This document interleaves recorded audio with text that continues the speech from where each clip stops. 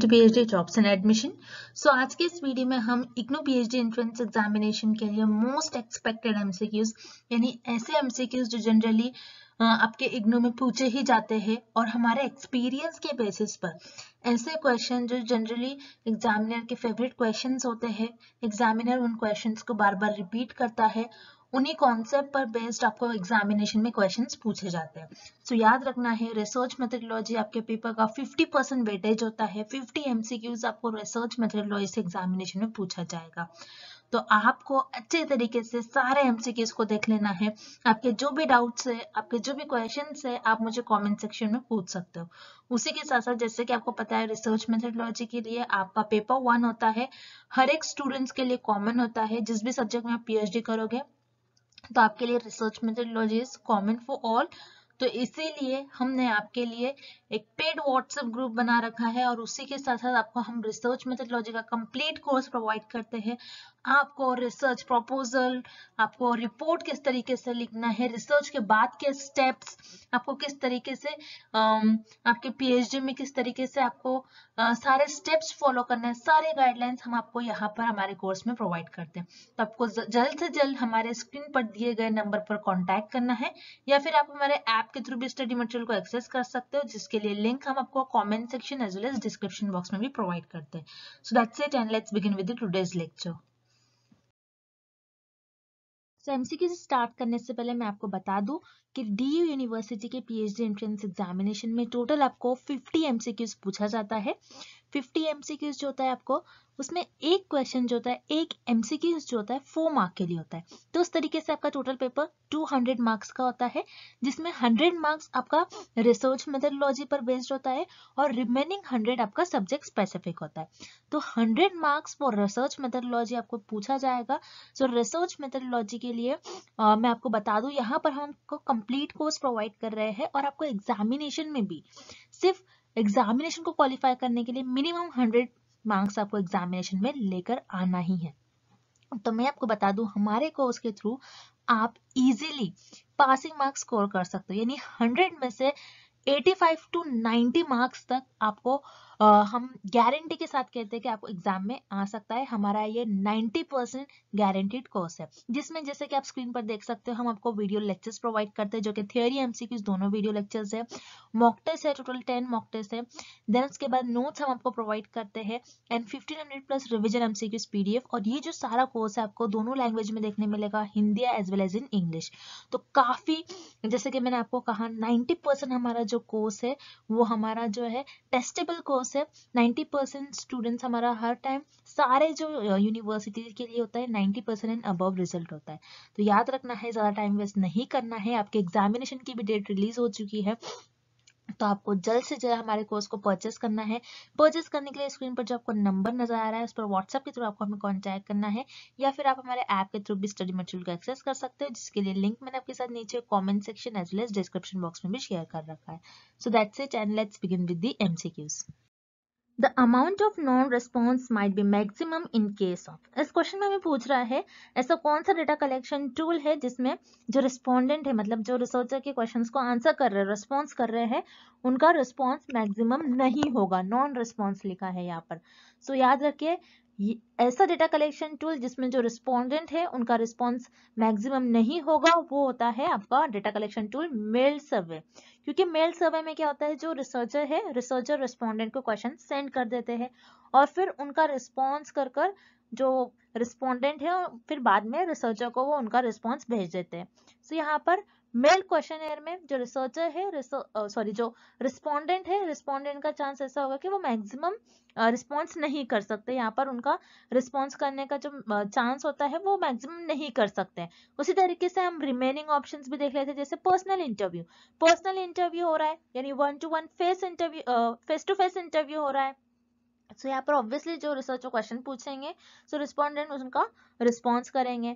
उसी तरीके से टेलीफोन इंटरव्यू, टेलीफोन इंटरव्यू पर भी जो इमीडिएटली रिस्पॉन्स मिल रहा है, immediately researcher face to face उनसे कांटेक्ट करेंगे, मतलब कांटेक्ट हो रहा है। सो यहाँ पर टेलीफोन इंटरव्यू में भी जो रिस्पोंडेंट है वो, उनका चांस ज्यादा होता है कि वो रिस्पॉन्स करे। Then last is observation. Observation में यहाँ पर रिसर्चर का मेन रोल होता है, क्योंकि रिसर्चर खुद चीजों को ऑब्जर्व करते हैं, यहाँ पर रिस्पोंडेंट का कोई रोल ही नहीं होता है। तो यहाँ पर ऑब्वियसली आपका ऑप्शन डी इनकरेक्ट हो जाएगा। और पर्सनल इंटरव्यू, टेलीफोन इंटरव्यू में जो रिस्पोंडेंट है, रिस्पोंडेंट के रिस्पॉन्स करने का चांस मैक्सिमम होता है, इसलिए यहाँ पर आपका ऑप्शन बी और सी ये दोनों भी इनकरेक्ट हो जाएंगे। और इस क्वेश्चन का आपका राइट आंसर हो जाएगा ऑप्शन ए, मेल्ड क्वेश्चन है। सो याद रखिएगा, एग्जाम में डेटा कलेक्शन टूल से आपको एग्जाम में 1 और 2 क्वेश्चंस पूछे ही जाते हैं। सो ऐसे टाइप के क्वेश्चंस आप आपके एग्जाम में डायरेक्टली एक्सपेक्ट कर सकते हो। Next, data collected using observations, interviews and questionnaires is known as. इस क्वेश्चन में पूछ रहा है कि डेटा कलेक्ट करा गया using observation, interviews and questionnaire. So ये कौन सा डेटा कहलाएगा? क्या ये प्राइमरी डेटा होगा, सेकेंडरी डेटा होगा, लिटरेचर रिव्यू होगा, या फिर ई सोर्सेज होगा? हमें ये पता करना है इस क्वेश्चन में। सो क्वेश्चन को सॉल्व करने से पहले आपको पता होना चाहिए ऑब्जर्वेशन, इंटरव्यूज एंड क्वेश्चनर्स ये तीनों भी होते क्या है। सो ऑब्जर्वेशन क्या होता है? ऑब्जर्वेशन जो रिसर्चर खुद परफॉर्म करते हैं। जैसे मान लीजिए रिसर्चर को कोई एनिमल पर स्टडी करना है, सो रिसर्चर खुद फॉरेस्ट में जाकर उन लोगों को ऑब्जर्व करेंगे, एनिमल्स को ऑब्जर्व करेंगे, उनका बिहेवियर क्या है, वो एक दूसरे से कैसे बिहेव करते हैं, वो किस तरीके से उनकी लाइफ स्टाइल होती है। सो ये सारी चीजें रिसर्चर खुद ऑब्जर्व करेंगे और खुद डेटा को कलेक्ट करेंगे। उसी तरीके से इंटरव्यू में रिसर्चर जो एक्सपर्ट्स होते हैं, कोई डिसीज के एक्सपर्ट्स हो जाएंगे, कोई ऐसे ही कुछ एक्सपर्ट से इंटरव्यू परफॉर्म करते हैं और इंटरव्यूज के थ्रू डेटा कलेक्ट करते हैं। उसी तरीके से क्वेश्चन इज क्या होता है? एक लिस्ट ऑफ क्वेश्चंस होती है, एक लिस्ट होती है जिसमें क्वेश्चंस होते हैं और उनका रिस्पोंडेंट जो है रिस्पॉन्स करते हैं। सो याद रखिए, ऑब्जर्वेशन, इंटरव्यूज एंड क्वेश्चन से रिसर्चर को जो भी रिस्पॉन्स मिलता है वो एक न्यू रिस्पॉन्स मिलता है, मतलब रिस्पॉन्स जो मिल रहा है रिसर्चर को एक तौर पर डेटा ही मिल रहा है, और जो भी डेटा मिलता है इन तीनों भी डेटा कलेक्शन टूल से वो एक न्यू डेटा होता है। याद रखिए, जब भी एक न्यू डेटा होगा, जब भी एक न्यू डेटा होता है, जब भी एक ओरिजिनल डेटा होता है, वो आपका प्राइमरी डेटा होता है। सो प्राइमरी डेटा वो डेटा होता है जो न्यू डेटा हो, जो ओरिजिनल डेटा हो और जो रिसर्चर खुद कलेक्ट करते हो डिफरेंट टूल्स यूज करके, उसे हम कहते हैं प्राइमरी डेटा। सो इस क्वेश्चन का आपका राइट आंसर हो जाएगा ऑप्शन ए, प्राइमरी डेटा। अब जो रिमेनिंग ऑप्शंस हैं उन्हें भी हम देख लेते हैं। जैसे लिटरेचर रिव्यू क्या होता है? जिसमें एक सिस्टमैटिक वे में, एक ऑर्गेनाइज्ड वे में बताया जाता है कि कौन कौन से रिसर्चर ने पुराने टॉपिक्स पर रिसर्च की है, कितने कितने रिसर्च हुए हैं उन पर्टिकुलर टॉपिक्स पर। सो यहाँ पर लिटरेचर रिव्यू से आपको आइडिया लग जाता है कि किन टॉपिक्स पर रिसर्च हुई है और किन पर रिसर्च नहीं हुई है। सो लिटरेचर रिव्यू में आपको जो भी डेटा मिलेगा ये ऑलरेडी अवेलेबल होता है, तो ये सेकेंडरी सोर्स हो जाएगा, आपका सेकेंडरी डेटा हो जाएगा, ना कि प्राइमरी। सो यहाँ पर आपका ऑप्शन बी इनकरेक्ट हो जाएगा। उसी तरीके से ई सोर्सेज जैसे इंटरनेट पर जो डेटा अवेलेबल होता है ये भी सेकेंडरी होता है। सो यहाँ पर आपका ऑप्शन सी इनकरेक्ट हो जाएगा and option D secondary data. Obviously secondary data नहीं होगा, सेकेंडरी डेटा वो डेटा होता है जो ऑलरेडी अवेलेबल होता है, जो पुराने रिसर्चर ने ऑलरेडी रिसर्च की होती है। सो यहाँ पर आपका ऑप्शन डी भी इनकरेक्ट हो जाएगा और आपका इस क्वेश्चन का राइट आंसर हो जाएगा ऑप्शन ए, प्राइमरी डेटा। याद रखिए, प्राइमरी डेटा और सेकेंडरी डेटा पर एग्जाम में कंपलसरी 1 क्वेश्चन पूछा ही जाता है। Next, what is spurious correlation? इस क्वेश्चन में हमें पूछ रहा है सुपीरियस कोरिलेशन का मीनिंग क्या होती है, डेफिनेशन क्या होती है। सो याद रखिए, सुपीरियस कोरिलेशन क्या होता है? जब भी आपके पास 2 वेरिएबल्स होते हैं, उन 2 वेरिएबल्स में कुछ ना कुछ कोरिलेशन होगा, लेकिन आप ये नहीं कह सकते हो कि उनके बीच में कॉजल रिलेशन होगा। मतलब 2 वेरिएबल होंगे, एक वेरिएबल ए एंड एक वेरिएबल बी, इनके बीच में कुछ ना कुछ रिलेशन तो होगा, लेकिन इनके बीच में कॉज एंड इफेक्ट रिलेशनशिप नहीं होगा। जैसे मान लीजिए हम एक एग्जांपल लेते हैं, in the month of June के मंथ में आपने एक पर्टिकुलर सिटी में ये देखा, वहां पर आइसक्रीम की जो सेल्स थे ये बहुत ज्यादा हो रही थी, और आपने उसी मंथ में ये भी देखा कि उस पर्टिकुलर सिटी में और उस पर्टिकुलर एरिया में चोरी भी ज्यादा हो रही है। सो यहाँ पर आप कह सकते हो कि आइसक्रीम की ज्यादा सेल हो रही है एंड चोरी भी ज्यादा हो रही है। सो यहाँ पर जो आप दोनों भी वेरिएबल देख रहे हैं, आपको ऐसा देखने से लग रहा है कि दोनों भी वेरिएबल में कुछ ना कुछ रिलेशन है, क्योंकि एक वेरिएबल बढ़ रहा है तो दूसरा वेरिएबल भी बढ़ ही रहा है। लेकिन आप ये नहीं कह सकते हो कि आइसक्रीम की वजह से उस पर्टिकुलर सिटी में, उस पर्टिकुलर एरिया में चोरी ज्यादा हो रही है। लेकिन आप ये कह सकते हो कि आइसक्रीम की सेल ज्यादा हो रही है एंड यहाँ पर चोरी भी ज्यादा हो रही है, तो इनके बीच में कुछ ना कुछ हमें ऐसा लग रहा है, आइडिया लगेगा, क्योंकि ये दोनों भी जो वेरिएबल्स है सेम डायरेक्शन में मूव कर रहे हैं। लेकिन यहाँ पर कॉज एंड इफेक्ट रिलेशनशिप नहीं है, आइसक्रीम के ज्यादा सेल्स होने की वजह से चोरी ज्यादा नहीं हो रही है। तो इसे हम कहते हैं सुपीरियस कोरिलेशन। सो सुपीरियस कोरिलेशन क्या होता है कि वेरिएबल्स के बीच में कुछ ना कुछ रिलेशन होगा लेकिन कॉजल इफेक्ट रिलेशनशिप नहीं होगा, मतलब कॉजल रिलेशन नहीं होगा। तो आपका इस क्वेश्चन का जो राइट ऑप्शन हो जाएगा वो जाएगा option C, correlation between two variables having no causal relation. Next, the research approach which entails using more than one method or source of data in the study of social phenomena is known as। So इस question में हमें एक definition दी गई है, हमें ये बताना है कि डेफिनेशन किस ऑप्शन की डेफिनेशन होगी। अब इस डेफिनेशन में हमें ये पूछ रहा है कि एक रिसर्च है, उस रिसर्च में हम एक से ज्यादा मेथड यूज कर रहे हैं और उस पर्टिकुलर स्टडी को परफॉर्म कर रहे हैं। सो याद रखिए, जब भी रिसर्च में आप एक से ज्यादा मेथड्स यूज करके उस पर्टिकुलर स्टडी को परफॉर्म कर रहे हो, उस पर्टिकुलर फेनोमेना पर स्टडी कर रहे हो, तो उसे हम कहते हैं ट्रायंगुलेशन। अब ट्रायंगुलेशन क्या होता है, तो आपको इस डायग्राम के थ्रू समझना होगा। जैसे मान लीजिए मैंने फर्स्ट मेथड यूज करा और मेरे कुछ रिजल्ट आ रहे हैं एक्स वाई जेड, और अब मैंने फिर से क्या करा, मैंने ये देखा कि मेरे जो रिजल्ट आ रहे हैं ये सही आ रहे हैं फिर नहीं, रिजल्ट मेरे वैलिड हो रहे हैं या फिर नहीं, ये देखने के लिए मैंने एक दूसरा मेथड यूज करा। अब मैं क्या करूंगी, दूसरा मेथड परफॉर्म कर कर भी देखूंगी कि मेरा जो रिजल्ट आ रहा था पहले एक्स वाई जेड, जो भी मेरा रिजल्ट आ रहा है वो मेरा एक्स वाई जेड ही रिजल्ट आ रहा है या फिर कुछ और आ रहा है। अब मैंने दूसरा मेथड परफॉर्म किया और मेरा दूसरे मेथड से भी एक्स वाई जेड यही रिजल्ट आ रहा है। तो मैं ये कह सकती हूँ कि मैंने डिफरेंट डिफरेंट मेथड्स परफॉर्म कर कर ये देखा कि मेरे जो रिजल्ट आ रहे हैं वो हर मेथड से सेम ही रिजल्ट आ रहे हैं। सो मैं इससे पता कर सकती हूँ, मैं इससे बता सकती हूँ कि जो मेरी स्टडी है वो वैलिड है, वो सही है। सो इसे हम कहते हैं ट्रायंगुलेशन मेथड। याद रखिएगा, बहुत इंपॉर्टेंट है। एग्जाम में इस टॉपिक से कई बार आपको क्वेश्चंस पूछे गए थे। ये क्वेश्चन आप 2 to 3 टाइम्स एग्जाम में आपको प्रीवियस ईयर में भी पूछे गए थे, तो आपको याद रखना है। इस क्वेश्चन का आपका राइट आंसर हो जाएगा ट्रायंगुलेशन। उसी तरीके से हम रिमेनिंग ऑप्शंस भी देख लेते हैं। जैसे रिफ्लेक्सिविटी, रिफ्लेक्सिविटी क्या होता है, रिफ्लेक्सिविटी ये बताता है कि आप जो रिसर्चर है, अगर आपने कुछ रिसर्च परफॉर्म की है तो आपने जो भी आपके रिसर्च में जजमेंट यूज करा है तो उसको चेक करने के लिए कि आपका जो भी जजमेंट था वो सही था या फिर नहीं, तो उसे हम कहते हैं रिफ्लेक्सिविटी।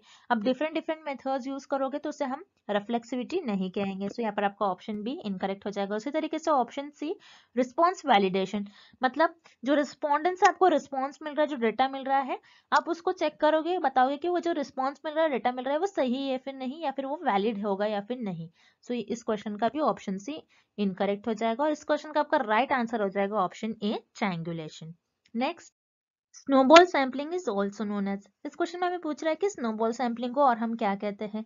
सो याद रखिएगा, स्नोबॉल सैम्पलिंग को और हम कहते हैं चेन रेफरल सैम्पलिंग। सो स्नोबॉल सैम्पलिंग को चेन रेफरल सैम्पलिंग क्यों कहते हैं, सो हम इस डायग्राम के थ्रू समझते हैं। अब जैसे मान लीजिए ये पर्सन जो है ये रिसर्चर है। अब रिसर्चर को स्टडी करना है कि कौन कौन से ऐसे पर्सन है जो ड्रग कंज्यूम करते हैं, ड्रग लेते हैं। सो यहाँ पर जो रिस्पोंडेंट है ये खुद से डायरेक्टली नहीं आते हैं, क्योंकि ये ऑब्वियसली अच्छी बात नहीं है किसी जो ड्रग ले रहा है। सो यहाँ पर जो है रिस्पोंडेंट जो है, यहाँ पर रिसर्चर को खुद एक दो रिस्पोंडेंट मिल जाएंगे रिसर्चर को, क्योंकि ये स्टडी ऐसी स्टडी है जिसमें लोग खुद से नहीं आते हैं। सो यहाँ पर रिसर्चर देख रहे हैं कि कौन कौन ऐसे लोग हैं जो ड्रग कंज्यूम करते हैं, उन पर उनको स्टडी करना है कि ड्रग कंज्यूम करने से ह्यूमन बॉडी पर कैसा अफेक्ट होता है। सो रिसर्चर को एक दो लोग मिल गए। अब रिसर्चर इन लोगों से क्या कहेंगे कि और तुम ऐसे लोगों को ढूंढ कर लाओ और ऐसे लोगों को चुनो जो ड्रग लेते हैं। सो ये क्या करेंगे, और 3 लोगों को ढूंढ कर लाएंगे और ये पर्सन भी और दो 3 लोगों को ढूंढ कर लाएंगे। फिर ये इनसे और कहेंगे कि तुम और पर्सन को चुन कर लाओ जो तुम्हें पता है कि ऐसे लोग जो ड्रग कंज्यूम करते हैं। तो ये और एक दो 3 लोगों को चुनेगा, फिर ये पर्सन भी और इसी तरीके से, फिर ये पर्सन भी और इसी तरीके से लोगों को लाएगा इस सैंपल के लिए। तो जैसा कि आप देख रहे हो यहाँ पर रिसर्चर है, रिसर्चर ने कुछ एक दो लोगों को चुन लिया, फिर इन लोगों ने कुछ और लोगों को चुन लिया, मतलब और लोगों को बताया, फिर इन लोगों ने और कई लोगों को बताया। जैसे आप देख रहे हो स्नोबॉल सैम्पलिंग में एक चेन बन रही है, 1 से 2 लोग हो रहे हैं, 2 से 3, 3 से और ज्यादा लोग बढ़ते जा रहे हैं। तो यहाँ पर एक चेन परफॉर्म हो रही है। तो याद रखिएगा, स्नोबॉल सैम्पलिंग को और हम कहते हैं चेन रेफरल सैम्पलिंग। तो इस क्वेश्चन का आपका ऑप्शन सी राइट हो जाएगा। अब जो रिमेनिंग ऑप्शन है उन्हें भी हम देख लेते हैं। सर्वे, सर्वे तो नहीं होगा क्योंकि सर्वे क्या होता है जिससे रिसर्चर डेटा कलेक्ट करते हैं, सर्वे एक डेटा कलेक्शन टूल है। इससे यहाँ पर आपका ऑप्शन है इनकरेक्ट हो जाएगा। उसी तरीके से option B, judgemental sampling, judgemental sampling भी नहीं होगा क्योंकि यहाँ पर रिसर्चर अपने जजमेंट नहीं लगा रहे हैं। तो यहाँ पर आपका ऑप्शन बी इनकरेक्ट हो जाएगा। उसी तरीके से ऑप्शन डी, कन्वीनियंस सैम्पलिंग। याद रखिए कन्वीनियंस सैम्पलिंग जो है, इस पर भी कई क्वेश्चन आते हैं। Convenience sampling is also known as, ऐसे क्वेश्चन आ सकते हैं एग्जाम में। सो याद रखिए कन्वीनियंस सैम्पलिंग को एक्सीडेंटल सैम्पलिंग भी कहते हैं। सो यहाँ पर ऑप्शन डी भी इनकरेक्ट हो जाएगा, क्योंकि यहाँ पर रिसर्चर अपनी कन्वीनियंस के हिसाब से पॉपुलेशन में से मेंबर्स को नहीं चुन रहे हैं। लेकिन स्नोबॉल सैम्पलिंग एक ऐसी सैम्पलिंग होती है जिसे हम कहते हैं चेन रेफरल, क्योंकि यहाँ पर एक चेन की तरह रिसर्चर जो है और रिस्पॉन्डेंट जो है और रिस्पॉन्डेंट को ढूंढ कर लाते हैं। सो यहाँ पर आपको ऑप्शन सी इस क्वेश्चन का राइट आंसर हो जाएगा। Next, the mid point in distribution of values is known as. इस क्वेश्चन में पूछ रहा है आपका जो डिस्ट्रीब्यूशन है, उस डिस्ट्रीब्यूशन के जो मिड पॉइंट होता है, मिड पॉइंट वैल्यूज को हम क्या कहते हैं? क्या मीन, मीडियन, मोड या फिर स्टैंडर्ड डिविएशन कहते हैं? ये हमें पता करना है। तो हम इस क्वेश्चन को सॉल्व करने के लिए इस डायग्राम का हेल्प लेंगे। जैसे कि आप देख रहे हो इस डायग्राम में मीडियन आप देख सकते हैं, मीडियन। सो जैसे आप देखोगे ये जो डायग्राम है, अगर इस डायग्राम को आप हाफ पार्ट में अगर कट करते हो इस डायग्राम को, तो आपको मिड पॉइंट मतलब मिडल पॉइंट, सेंटर पॉइंट जो आपको डिस्ट्रीब्यूशन का दिखेगा इस डायग्राम का, जो आपको सेंटर पार्ट, मिडल पार्ट दिखेगा, वो हो जाएगा आपका मीडियन। सो मीडियन क्या होता है? आपका जो डिस्ट्रीब्यूशन है, डिस्ट्रीब्यूशन में जो आपकी मिडल वैल्यू, सेंटर वैल्यू होती है, उससे हम कहते हैं मीडियन। सो याद रखिएगा मीडियन को कैलकुलेट करने का भी कुछ फॉर्मूला होता है। मैंने इसके पहले कई लेक्चर्स में आपको बताया मीडियन को किस तरीके से कैलकुलेट करना है। सो इस पर भी एग्जाम में कई बार क्वेश्चन पूछे जाते हैं। Mean, median and mode calculate करने पर भी एग्जाम में कंपलसरी आपको क्वेश्चन पूछा जाएगा, और इस टाइप का भी एग्जाम में क्वेश्चन पूछा जाता है। सो इस क्वेश्चन का आपका राइट आंसर हो जाएगा ऑप्शन बी, मीडियन। अब जो रिमेनिंग ऑप्शंस हैं उन्हें भी हम एक बार देख लेते हैं। मीन क्या होता है? आपके डेटा की एवरेज वैल्यू। अब जैसे कि अगर आप फॉर एग्जांपल किसी एक पर्टिकुलर सिटी का आप इनकम मेजर करें, तो आप ये देखोगे कि ज्यादातर लोगों की इनकम क्या है। सो पर्टिकुलर मैंने एक कोई सिटी में मैंने रिसर्च किया और मैंने ये देखा कि इस पर्टिकुलर सिटी में ज्यादातर लोगों की इनकम 90,000 है। सो आप कहोगे कि एवरेज वैल्यू इस डेटा की आ जाएगी उस केस में 90,000, ज्यादातर, उसे कहते हैं हम मीन। देन उसी तरीके से मोड क्या होता है? आपके डेटा में जो ऐसी वैल्यू जो मैक्सिमम बार रिपीट हो रही हो, उसे हम कहते हैं mode. And last is standard deviation. Standard deviation क्या होता है? जो आपका डेटा इस तरीके से स्प्रेड आउट है, इस स्प्रेड आउट को, इस डिस्ट्रीब्यूशन को आप कहते हैं स्टैंडर्ड डिविएशन। कि आपका डेटा किस तरीके से डिस्ट्रीब्यूटेड है, उसे हम कहते हैं स्टैंडर्ड डिविएशन। किस तरीके से डिस्पर्ज है, किस तरीके से फैला हुआ है, उसे हम कहते हैं स्टैंडर्ड डिविएशन। और आपके जो डिस्ट्रीब्यूशन है, डिस्ट्रीब्यूशन का जो मिड पॉइंट है, मिडल वैल्यू है, सेंटर वैल्यू, उसे हम कहते हैं मीडियन। तो इस क्वेश्चन का ऑप्शन भी राइट आंसर हो जाएगा। Next, which of the following is और are the methods of survey. इस क्वेश्चन में हमें पूछ रहा है दिए गए ऑप्शंस में से कौन सा एक ऐसा ऑप्शन है और कौन सा ऑप्शन ऐसे है जो सर्वे के मेथड्स है। अब सर्वे क्या होता है? सर्वे मतलब आप आपके रिसर्च में सर्वे कंडक्ट करवा के, यानी डिफरेंट डिफरेंट मेथड्स के थ्रू डेटा कलेक्ट करते हैं, उसे हम कहते हैं सर्वे। जैसे मेल हो गया, क्वेश्चनर्स, ऑब्जर्वेशंस। सो ये इन सारे मेथड्स के थ्रू आप आपके रिसर्च में डेटा कलेक्ट करते हो। अब जैसे कि इस क्वेश्चन में हमें कुछ ऑप्शंस दिए गए हैं, जैसे मेल, टेलीफोन, हाउस होल्ड। तो ये सारे जो है एक सर्वे मेथड होते हैं। जैसे मेल के थ्रू आप क्या करते हो? जो आपके रिस्पोंडेंट है उनको क्वेश्चंस प्रोवाइड करते हैं और वो उनका रिस्पॉन्स कर आपको फिर से ईमेल कर देते हैं। सो मेल भी एक डेटा कलेक्शन टूल है जिसके थ्रू आपको रिस्पॉन्स मिलता है रिस्पोंडेंट का। उसी तरीके से टेलीफोन एक इंटरव्यू भी होता है। टेलीफोन पर रिसर्चर रिस्पोंडेंट से क्वेश्चंस पूछ सकते हैं, उनके थ्रू उनको रिस्पॉन्स मिलता है। सो यहाँ पर मेल, टेलीफोन, ये दोनों भी एक डेटा कलेक्शन टूल है जिनके थ्रू आप डेटा कलेक्ट करते हैं। उसी तरीके से हाउस होल्ड भी एक तरीके का इंटरव्यू होता है, एक तरीके का डेटा कलेक्शन टूल होता है, जिसमें आप 2-3 हाउस को चुन लेते हो और उनसे रिसर्च करते हो, उनसे इंफॉर्मेशन कलेक्ट करने की कोशिश करते हो, उसे हम कहते हैं हाउस होल्ड। तो यहाँ पर ऑप्शन ई, बी, सी यानी मेल, टेलीफोन, हाउस होल्ड, ये तीनों भी आपके एक सर्वे होते हैं जिनके थ्रू आप डेटा कलेक्ट करते हो। तो इस क्वेश्चन का आपका राइट आंसर हो जाएगा option D, all of the above. Next, the analysis of two variables at a time in order to uncover whether or not the two variables are related is known as। इस question में हमें ये find out करना है कि ऐसा कौन सा ऑप्शन है जिसमें हम कोई दो वेरिएबल को एनालाइज करते हैं और ये पता लगाते हैं कि उन दो वेरिएबल्स में कैसा रिलेशन है, एक दूसरे से कैसे रिलेटेड है। बेसिकली हम ये कौन सी ऑप्शन में ये पता लगाते हैं। बेसिकली हमें इस क्वेश्चन में एक डेफिनेशन दी गई है। सो हम देखेंगे कि ये डेफिनेशन किस ऑप्शन की डेफिनेशन होगी। सो याद रखिए, जब भी दो वेरिएबल्स की बात होती है और वो कैसे एक दूसरे से रिलेटेड है ये देखना होता है, तो हम कोरिलेशनल रिसर्च में देखते हैं। जैसे मान लीजिए फॉर एग्जांपल कोरिलेशनल रिसर्च में हम देखते हैं दो वेरिएबल्स एक दूसरे से कैसे रिलेटेड है। अगर मैं आपको ये एग्जांपल दूं, जैसे मान लीजिए कोई पर्सन है वो स्मोकिंग कर रहा है, स्मोकिंग स्मोकिंग करने से लंग पर कैसा अफेक्ट हो रहा है, ये दोनों वेरिएबल एक दूसरे से कैसे रिलेटेड है। क्या ज्यादा स्मोकिंग करने से आपका जो लंग है वो ज्यादा अफेक्ट हो जाएगा, यस, मतलब ये एक दूसरे से ये वेरिएबल्स रिलेटेड है और इसमें पॉजिटिव कोरिलेशन है, बिकॉज अगर आप ज्यादा स्मोकिंग करोगे तो आपका जो लंग है ये ज्यादा अफेक्ट हो जाएगा, मतलब ये दोनों भी सेम डायरेक्शन में मूव कर रहे हैं। सो कोरिलेशनल रिसर्च एक ऐसे रिसर्च होती है जिसमें आप दो वेरिएबल्स को एनालाइज करते हो एट अ टाइम और ये बताते हो कि इन दो वेरिएबल्स में कैसा रिलेशन है, कैसे एक दूसरे से रिलेटेड है। सो इस क्वेश्चन का आपका राइट आंसर हो जाएगा ऑप्शन डी कोरिलेशन। अब जो रिमेनिंग ऑप्शन है उन्हें भी हमने एक बार देख लेते हैं। Option A chi square test. Chi square test क्या होता है, एक स्टैटिस्टिकल टेस्ट होता है जिसमें हम ये मेजर करते हैं कि दो से ज्यादा सैंपल्स के मीन को हम कंपेयर करने के लिए हम काई स्क्वायर टेस्ट का यूज करते हैं। याद रखिएगा काई स्क्वायर टेस्ट एक स्टैटिस्टिकल टेस्ट होता है जिसमें हम दो से ज्यादा सैंपल के मीन को कंपेयर करने के लिए यूज करते हैं। सो यहाँ पर हमें सिर्फ दो ही वेरिएबल दिया है, सो ऑब्वियसली यहाँ पर आपका ऑप्शन ए इनकरेक्ट हो जाएगा। उसी तरीके से ऑप्शन बी यूनिवेरिएट। यूनी का मतलब होता है सिर्फ एक, मतलब एक वेरिएबल को आप एनालाइज कर रहे हो, एक वेरिएबल को एनालाइज कर रहे हो। सो यहाँ पर हमें दो वेरिएबल दिया है, ऑप्शन में एक नहीं दिया है, तो ऑब्वियसली यहाँ पर आपका ऑप्शन भी इनकरेक्ट हो जाएगा। उसी तरीके से ऑप्शन सी मल्टीवेरिएट। मल्टीवेरिएट मतलब दो से ज्यादा, उसे हम कहते हैं मल्टी। अब मल्टीवेरिएट दो से ज्यादा वेरिएबल्स पर आप स्टडी करते हो, जैसे मान लीजिए मैं यहाँ पर स्टडी कर रही हूँ हेल्थ पर, ह्यूमन बॉडी और कोई डिसीज पर, तो यहाँ पर मेरे तीन वेरिएबल हो जाएंगे, मैं तीन वेरिएबल पर एट अ टाइम स्टडी कर रही हूँ, सो ये मल्टीवेरिएट एनालिसिस होगा। सो इस क्वेश्चन का ऑप्शन सी भी इनकरेक्ट हो जाएगा। सो इस क्वेश्चन का आपका राइट आंसर हो जाएगा ऑप्शन डी कोरिलेशनल रिसर्च। सो याद रखिएगा काई स्क्वायर टेस्ट पर भी क्वेश्चन बहुत बार पूछा गया आपके एग्जाम में, तो काई स्क्वायर टेस्ट पर क्वेश्चन आने के ज्यादातर चांसेस है और कोरिलेशनल रिसर्च पर एक दो क्वेश्चन कंपलसरी आपको एग्जाम में देखने मिलेगा। Next, the quickest method to collect primary data is. इस क्वेश्चन में हमें पूछ रहा है प्राइमरी डेटा को कलेक्ट करने के लिए सबसे फास्टेस्ट मेथड कौन सा होगा, मतलब प्राइमरी डेटा को कलेक्ट करने के लिए सबसे ज्यादा जल्दी आप कौन से मेथड से डेटा कलेक्ट कर सकते हो।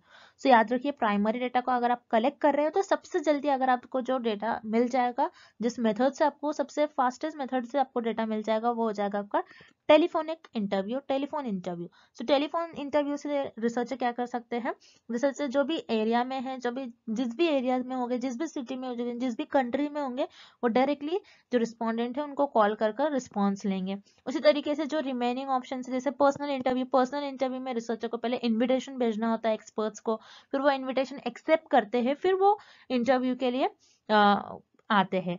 सो यहाँ पर पर्सनल इंटरव्यू में पहले वो इनविटेशन देंगे, फिर वो आएंगे, तो यहाँ पर टाइम जो है ज्यादा वेस्ट हो जाएगा, ये फास्टेस्ट मेथड नहीं होगा। तो यहाँ पर आपको ऑप्शन ए इनकरेक्ट हो जाएगा। उसी तरीके से option B mailed questionnaire. Mail questionnaire में क्या होता है, जो रिसर्चर है वो रेस्पोंडेंट को मेल सेंड करते हैं, फिर वो मेल रीड करते हैं, फिर उसको रिस्पॉन्स करके फिर से रिसर्चर को मेल करते हैं। तो डायरेक्टली यहाँ पर रिस्पॉन्स नहीं मिलता है रिसर्चर को, कुछ टाइम बाद रिस्पॉन्स मिलेगा। सो यहाँ पर आपका ऑप्शन बी भी इनकरेक्ट हो जाएगा। उसी तरीके से ऑब्जर्वेशन, ऑब्जर्वेशन है सो यहाँ पर रिसर्चर खुद ऑब्जर्वेशन परफॉर्म करते हैं। जैसे मान लीजिए रिसर्चर को कोई फॉरेस्ट में एनिमल्स पर स्टडी करना है अगेन, तो रिसर्चर क्या करेंगे, उस फॉरेस्ट में जाएंगे, सो रिसर्चर के ट्रैवलिंग होगा, रिसर्चर को जाना पड़ेगा, फिर डेटा कलेक्ट करना पड़ेगा। सो यहाँ पर ऑब्जर्वेशन से भी रिसर्चर फास्टेस्ट मेथड नहीं होता है डेटा कलेक्ट करने का, क्योंकि रिसर्चर को एक जगह से दूसरी जगह मूव करना होता है। लेकिन टेलीफोन इंटरव्यू एक ऐसा डेटा कलेक्शन मेथड, एक प्राइमरी डेटा कलेक्शन मेथड है जिसमें रिसर्चर को इजीली डेटा मिल जाता है और सबसे फास्टेस्ट मेथड होता है डेटा कलेक्ट करने के लिए। सो इस क्वेश्चन का आपका राइट आंसर हो जाएगा option C telephone interview. Next, research is a systematic, formal, rigorous, and precise process employed to gain solutions to a problem or to discover and interpret new facts and relationships. So इस question में basically हमें एक definition दी गई है, हमें पता करना है डेफिनेशन कौन से साइंटिस्ट की डेफिनेशन, किस रिसर्चर ने डेफिनेशन दी थी रिसर्च के लिए। तो याद रखना है ये जो डेफिनेशन है ये आपके वॉल्स इस साइंटिस्ट ने दी थी 1981 में। 1981 में वॉल्स इस साइंटिस्ट ने ये डेफिनेशन दी थी जिसमें इन्होंने रिसर्च की एक डेफिनेशन कही है, और रिसर्च को कहा है रिसर्च एक systematic, formal, rigorous and precise process है। सो यस, रिसर्च आपका सिस्टमैटिक प्रोसेस होता है जिसमें आपको एक प्रॉपर स्ट्रक्चर, स्टेप्स फॉलो करना होता है, एक फॉर्मल होता है और एक प्रिसाइज प्रोसेस होता है, एक लिमिटेड होता है, आपको कुछ उसी सिस्टमैटिक मैनर में रहकर आपकी रिसर्च को परफॉर्म करना होता है। आप जो भी प्रॉब्लम होता है उसका सोल्यूशन आप आपके रिसर्च में फाइंड करते हो, और जो भी आपके इंटरप्रेट होते हैं उसको आप टेस्ट करते हो, आप रिलेशनशिप्स फाइंड करते हो आपके रिसर्च में। सो यही डेफिनेशन जो है ये डेफिनेशन आपके वॉल्स इस साइंटिस्ट ने दी थी 1981 में। सो याद रखना है जो आपके डेफिनेशन है और किस साइंटिस्ट ने ये डेफिनेशन दी थी। एग्जाम में इस टाइप के क्वेश्चन में कंपलसरी एक क्वेश्चन आपको देखने मिलेगा। सो आपको जो फेमस रिसर्चर है उनके कुछ डेफिनेशन याद रख लेना है और आप इस टाइप के क्वेश्चन को आप इजीली सॉल्व कर पाओगे एग्जाम में। और इस क्वेश्चन का आपका राइट आंसर हो जाएगा option B, walls. And thank you for watching this video. Good luck with your preparation and see you tomorrow with another video.